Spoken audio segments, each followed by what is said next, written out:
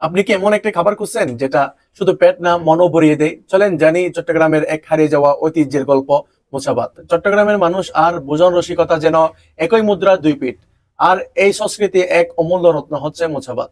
মোচা শব্দটা মানে হচ্ছে চ্যাপ্টা করা বা হাত দিয়ে মাখানো। এই ভাত শুধু খাবার না, এটা আমাদের শৈশবের ঘ্রাণ, নানির হাতের স্বাদ আর গ্রাম বাংলার আন্তরিকতা।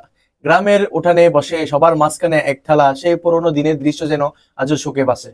তো চলুন আমরা দেখি আজকের মুসাবাত কি দিয়ে তৈরি হয়েছে। তাহলে শুরু করা যাক। তো প্রথমে দেওয়া হয়েছে এখানে মরিচ ভর্তা, যা মুসাবাতের জন্য একটা প্রধানত খাবার, যা না দিলে মুসাবাত সম্পূর্ণ হবে না।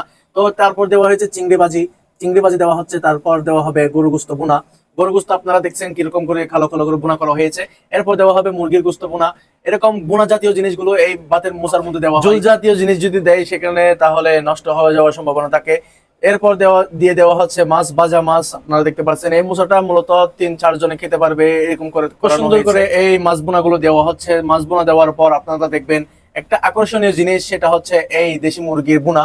এই দেশি মুরগির দুরুসটা দেওয়া হচ্ছে। এরকম দেওয়া হয়, যদি দুরুস না দিয়ে তাহলে মোচাটা সম্পূর্ণ হবে না। আপনি কি কখনো মোচা ভাত খেয়েছেন? না খেয়ে থাকলে একদিন অবশ্যই ট্রাই করুন।